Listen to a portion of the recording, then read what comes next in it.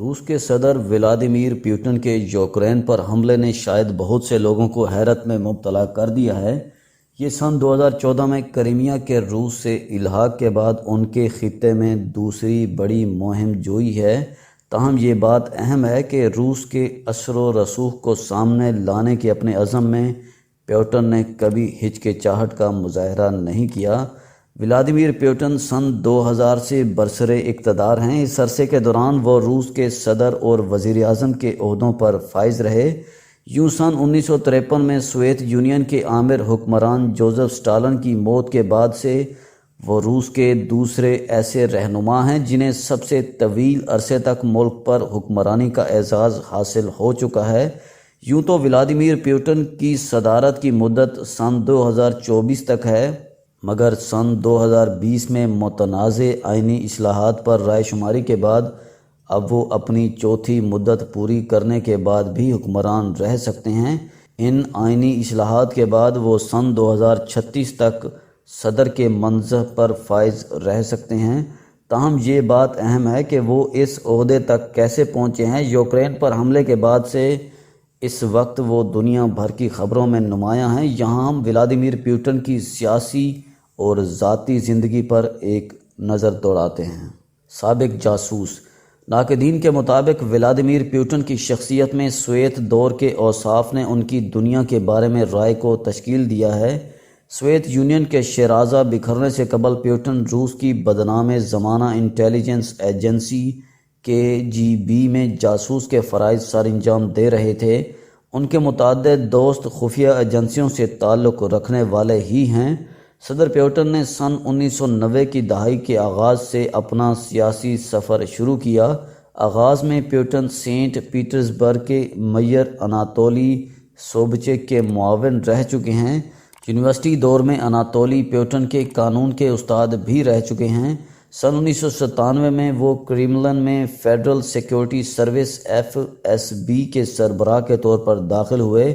یہ ادارہ KGB کے بعد قیام میں آیا۔ اس عہدے پر کام کرنے کے بعد پیوٹن روس کے وزیر اعظم بن گئے۔ سن 1999 میں نئے سال کے آغاز میں روس کے صدر بورس یلتسن اپنے عہدے سے سبکدوش ہوئے تو انہوں نے پیوٹن کو قائم مقام صدر نامزد کر دیا۔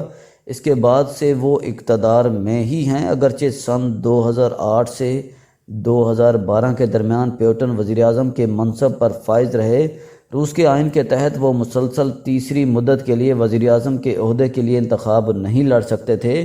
پیوٹن سن 2012 کے انتخابات 66% کی بھاری اکثریت سے جیت کر اقتدار میں واپس آئے۔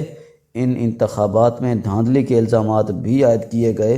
پیوٹن نے اقتدار میں آنے کے بعد سوویت یونین کے دور کی مخصوص فوجی پریڈ کو بحال کیا اور ان کے دور میں جوزف اسٹالن کے پورٹریٹس بھی دوبارہ منظر عام پر آ گئے جن پر کبھی پابندی عائد تھی۔ روس کی کووڈ ویکسین کو بھی سپوتنک 5 کا نام دیا گیا ہے۔ اس ویکسین کا نام سپوتنک کی مناسبت سے رکھا گیا جو سن 1957 میں دنیا کی سب سے بڑی مصنوعی سیٹلائٹ تھی۔ پیوٹن نے سوویت یونین کے ٹوٹنے کے 20ویں صدی کی سب سے بڑی جغرافیائی تباہی قرار دیا تھا اور وہ سن 1997 تک نیٹو کے روس کی سرحدوں تک پھیلاؤ کے بھی سخت ناقد رہ چکے ہیں۔ بچپن میں مشکلات۔ ولادیمیر پیوٹن نے لیننگراڈ، جسے اب سینٹ پیٹرزبرگ کہا جاتا ہے، کے سرکاری کوارٹرز میں پلے بڑھے۔ وہ مقامی لڑکوں کے ساتھ یہاں لڑائی جھگڑے بھی کرتے تھے۔ وہ ایسے لڑکوں سے بھی لڑ لیتے جو ان سے عمر میں بڑے اور طاقتور ہوتے تھے۔ اس چیز نے انہیں جوڈو کراٹے سیکھنے کی جانب راغب کیا۔ کریملن کی ویب سائٹ کے مطابق تعلیم مکمل کرنے سے قبل ہی پیوٹن سوویت یونین کی انٹیلیجنس میں کام کرنے کی خواہش رکھتے تھے۔ پیوٹن نے اکتوبر 2015 میں کہا تھا کہ 50 برس قبل لیننگراڈ کی گلیوں نے مجھے ایک سبق سکھایا، اگر کوئی لڑائی ضروری ہو جائے تو پھر پہلا مکہ تمہارا ہونا چاہیے۔ انہوں نے چیچنیا میں علیحدگی پسند باغیوں کے خلاف اپنے فوجی حملے کا دفاع کرتے ہوئے ایک گلی محلے والے لڑاکا جیسی ناشائستہ زبان استعمال کی اور اس عزم کا اظہار کیا کہ وہ ٹوائلٹ میں بھی ان کا صفایا کر دیں گے۔ ایک طاقتور تاثر۔ پیوٹن نے طاقتور ہونے کا اپنا تاثر بھی قائم رکھا، جو انہیں انتخابی معرکے میں ایک سٹنٹس مین کے طور پر بھی مدد کی، جیسے کہ سن 2000 میں وہ چیچنیا میں ایک جنگی طیارے میں سوار ہو کر گئے، اور بحیرہ اسود میں سن 2011 میں رشین بائکرز فیسٹیول میں ان کا نمودار ہونا بھی اس تسلسل کی ایک کڑی ہے۔ تاہم پیوٹن نے روسی میڈیا میں اپنا ایک نرم دل پہلو بھی پیش کیا، جیسے وہ اپنے کتوں سے کھیل رہے ہیں اور زخمی ایمور ٹائیگرز کی مدد کر رہے ہیں۔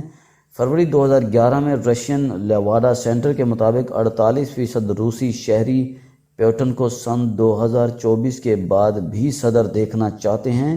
ان اعداد و شمار پر بہت سے مغربی سیاستدان بھی رشک کریں گے، تاہم اس سے یہ بھی پتہ چلتا ہے کہ بہت سے لوگ اب بھی پیوٹن پر شرط لگانے کو محفوظ سمجھتے ہیں۔